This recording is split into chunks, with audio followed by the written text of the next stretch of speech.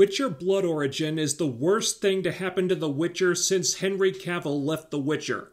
So yeah, that started rolling downhill real fast. Even with the first 2 seasons of that show being such a mixed bag, and that's being generous, it's hard to imagine how Blood Origin could have gone so catastrophically wrong. This miniseries wasn't just bad, this was bad on a level of, I can't believe Netflix didn't pull a David Zaslav and just throw it in the vault and use it as a tax write-off before anyone had the misfortune of actually seeing it. Sure, quality control has always been something Netflix kind of struggled with, but whichever studio head allowed this crap fest to see the light of day is probably looking for a new job right about now. Rings of Power may have hogged a lot of the attention when it came to the bastardization of a beloved fantasy IP this year, but leave it to 2022 to save the worst for last. This video went through a couple different iterations before I sat down to make it. At first I thought it was going to be a video about Disney Plus's Willow series, but the thought of that just felt depressing because of how utterly 2022 that show has been. Of course then Blood Origin said hold my beer and now here I am. Then I thought I'd talk about both shows at once and do a compare-contrast type of thing because it pretty much felt like I was watching the same show at times and not in a good way, but after I suffered through all 4 interminable episodes of Witcher Blood Origin, that didn't feel right either. So I'm not sure what form this video is going to take exactly, I'll discover that as I go, but rest assured, neither show is getting off easy here. Now, to be fair, Willow hasn't finished yet. I think there's 2 episodes left at the time I'm making this, so who knows what'll happen with that. But make no mistake, even with as bad and frustrating and disappointing as Willow has been, Witcher Blood Origin is so unbelievably awful, it makes Willow look like fine art. I couldn't get through more than 1 episode a day. That's part of the reason why it took me so long to get this video out. And I'm not sure what the X factor was that dragged Blood Origin so much deeper into the septic tank, because on the surface, these shows made virtually all the same mistakes. For example, and this is just the tip of the iceberg, but early on in these shows, there is a scene, they both have one, where the shameless hacks who call themselves writers basically spell out for the audience that they have no respect for the main character of the franchise, nothing but utter disdain for the source material, the books, the games, or the movie in Willow's case, and are going to do everything in their power to make the audience feel disgusted for ever liking these franchises in the first place. In Willow, the scene is a flashback taking place a few years after the events of the movie. Now, at this point in the show, this is the first time we've been given any indication of where Willow is at as a sorcerer since then. Since the movie, which ended with Rizal telling Willow, "You're on your way to becoming a great sorcerer." But in this scene, Willow offers to train Elora Danan in the ways of magic, but Sorsha puts the brakes on, telling him, "You're not a great sorcerer, and you never will be." Bear in mind, okay, this is before we've seen Willow doing any magic whatsoever in the show. So all we have to go on in terms of his magical prowess is what the movie told us, that he was going to be great. But here's Sorsha completely contradicting that. And it's not like they showed us Willow trying to do a spell and screwing it up or something. Sorsha just comes out and tells us this shit. And then it just goes from bad to worse. Turns out his magic has a small gas tank, so he barely uses it, and when he does use it, it tends to not be very effective. All his accomplishments in the movie are undermined and written off as either embellishments or dumb luck, so the show can paint him as completely useless and an abject failure. He tries to teach Elora Danan magic, but apparently he's a really bad teacher. She routinely ignores his advice and keeps getting proven right for doing so. They essentially validate her for not listening to him. And it took a couple episodes for it to really click, but I finally realized why this was so irritatingly familiar to me. They turned Willow into Jake Skywalker. That guy Mark Hamill played in The Last Jedi, who was nothing like Luke, so we had to imagine the character as a totally different guy. That's Willow now. The movie that ruined Star Wars for me. I hate The Last Jedi with a fucking passion. That's what they took a page from for this Willow series. And believe me when I say, Witcher Blood Origin is worse. And not because they're taking cues from some other media that I can't stand, though they were definitely reading from the same playbook as the Willow writers, and not because they're not sticking to the source material either. I don't know the source material. I haven't read the books, haven't played the games. I am a Witcher neophyte. If they completely went against that stuff, I wouldn't even know. So me saying this is not based on any expectations or butthurt feelings or prior biases I might have had. It's just a giant piece of shit! Every single aspect of this production feels either half-assed to the point of hilarity, so ill-conceived you have to wonder how it even got greenlit in the first place, or done for no other reason than to check every petty, stupid, infantile political box the writers could think of. And I'm not just talking about the story, although that's so awful you'd think a 12-year-old fanfic writer crapped it out. I mean, even down to very basic things. Simple, rudimentary details. Stuff like the costumes and sets looking incredibly cheap. What should be a big, sprawling village is just a couple of huts strewn about. What should be a lavish palace throne room is just a big empty room with no set decoration at all. Every character having a different accent. And not just people who come from different regions or whatever. I mean, people who live in the same place or grew up together somehow have different accents. This character has a Scottish accent. That one over there has an Irish accent. How does that happen? Do American producers think all UK accents sound the same? What the hell's going on here? A character is thrown in jail, she breaks out, and then she's just walking around the village in broad daylight like no one's looking for her. You see background extras wearing modern clothes that look like the wardrobe department bought them at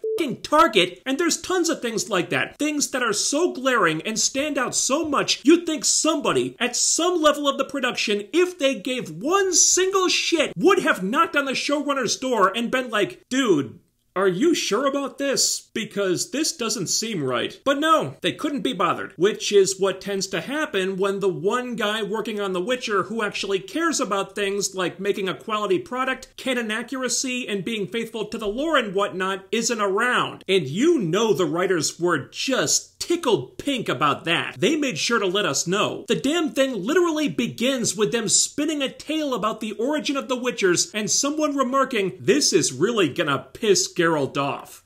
Wink. No wonder Henry Cavill pieced out of there. He works with fucking children. And that line is not inaccurate, by the way. This show seems almost designed to piss off anyone who actually cares about The Witcher. For starters, the story that's supposed to be about the origin of the Witchers, like the title of the show would suggest, yeah, that's not what it's about. Oh sure, it's in there, technically, but for a show called Witcher Blood Origin, the actual Witcher origin part seems pretty damn unimportant, all things considered. The stuff the writers think is important is everything else. So what we have here is the show these dipshits have really been wanting to make since they sank their grubby claws into the Witcher IP. And since it's a prequel, that means they don't have to be encumbered by the games that all those annoying fans, not to mention their lead actor on the parent show, want them to abide by. So now, they can do what they've been just itching to do this whole time. Use the IP as a vehicle for their Tumblr-inspired fanfiction where they load up on girl boss characters, treat the male characters like garbage, vent about everything that's bugging them in modern-day American politics, and maybe, because they kind of have to, throw in the origin of the Witchers if they have time for it. Which they almost didn't. Seriously, the very idea of the Witchers isn't even brought up until more than halfway through the story when it's just dropped on the table like an afterthought. There's some kind of tragic backstory for it which two characters talk about in one scene but we never see, and that one scene really should have been cut anyway because the following scene completely contradicts it. The actual process of creating a Witcher is said to be long and complicated, but then it's very simple and takes them like 2 minutes, and then afterward, the focus isn't even on the first Witcher. They need to be saved by someone else in order to do the one thing they were created to do, and then the big climactic fight is one of the most embarrassing, underwhelming things in the whole series and amounts to little more than just throwing something at another something. Basically, the story uses the first Witcher as a glorified thug, as a blunt instrument to do the physical labor for them, while the characters the writers care about do the important stuff, like defeating the bad guys pathetically easily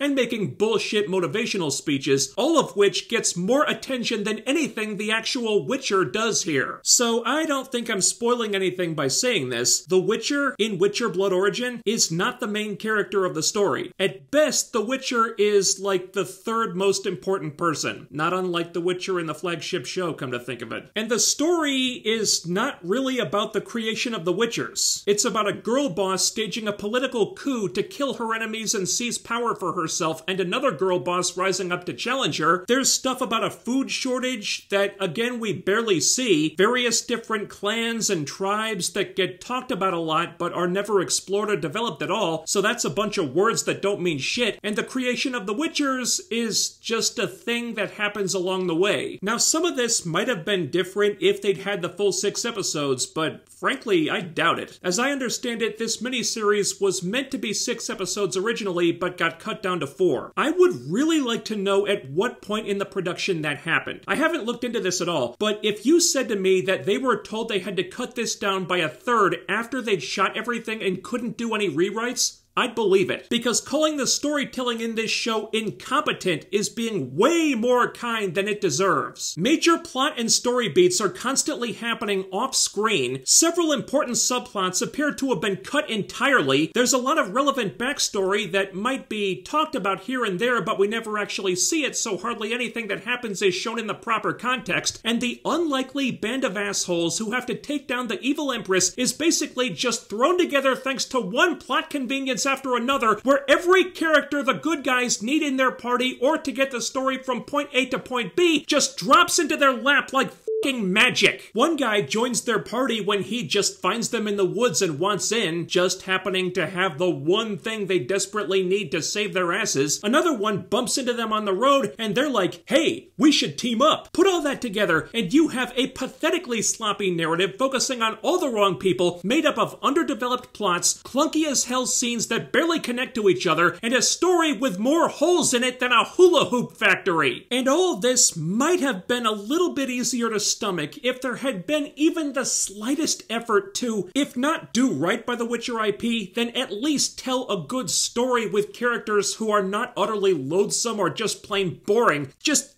something that can be enjoyed in a vacuum, even if it's not doing the universe it's a part of any favors. But even if those 2 missing episodes had been included, I have no doubt the results still would have been a massive shit show. I don't need to know what was missing to make up my mind, because there's no amount of new information that would have made this any better. On at least 2 separate occasions, we see characters watch the person they supposedly care about most in the world die right in front of them, and they emote about as much as I did when I realized there was no milk in the fridge yesterday. Characters just show up willy-nilly whenever the plot needs them to. There's this pathetic excuse for a love story that was never teased or hinted at, was not a thing for a goddamn second until the writers drop it on us from fucking nowhere because they needed it to be the reason a major plot point happens.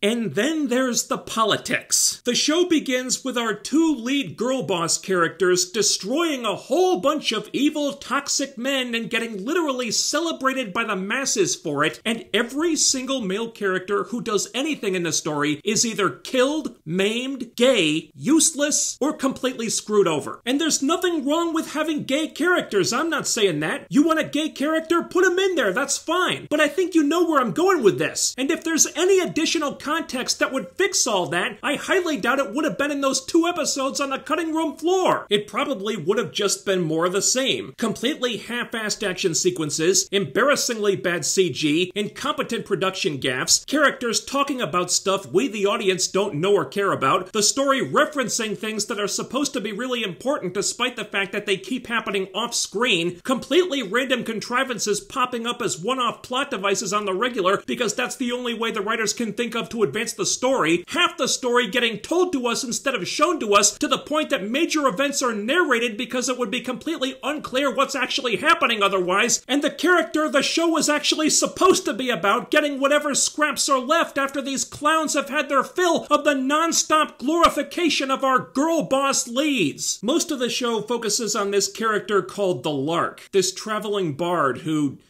well, they say she's a bard, but she only sings like 2 or 3 times. And when she does, she sounds like a washed-up street performer getting over a bout of laryngitis. Basically, all this person does is kill people, sing badly, give a couple hokey motivational speeches, and bask in her own glory as the story and characters worship the ground she walks on. And they keep bending over backwards to paint her as some great inspiration to the people, the one who brings hope to the world or some bullshit like that. Zero zero evidence of this. The one time she tries to be this person they keep saying she is one of the dumbest moments of the whole show. She tries to get the people to rise up against this corrupt empress, and it's as awkward as Aang speechifying to the Earthbenders in the last Airbender movie. And then the people keep singing this terrible song of hers because the producers were desperate to get another music track to go viral like Drop a Coin to Your Witcher did. Drop a coin. I'd like to drop a deuce on this fucking thing. It's so telegraphed and so painful. Let me tell you something. It's not often that I watch a scene so bad it makes me feel secondhand embarrassment for the actors.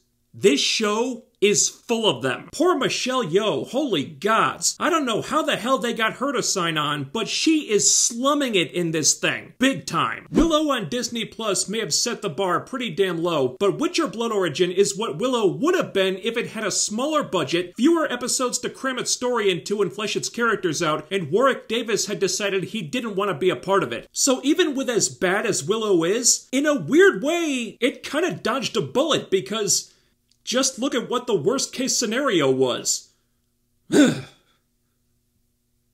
And that's Witcher Blood Origin. A show so unbelievably putrid on every level, fucking She-Hulk looks well made by comparison. This is what no respect, no effort, and no fucking talent gets you. A show these actors will be embarrassed to have on their IMDb page, and an absolutely miserable way to close out the year just when I thought it couldn't get any worse. It ends not with a bang, but with a wet fart. Thank God 2022 is over. Thanks so much for watching, and while you're here, please do all the other YouTube things. Ding that bell icon and follow my social media so you can always be notified when I upload new stuff. I also have a live streaming channel. Links to everything are in the description box. Hit that thumbs up and leave a comment. It really helps out with the algorithm. Share the video, subscribe, make sure you're still subscribed, and I'll be back with more soon. Take care, stay tuned. I'll see you next time. Happy New Year, everybody.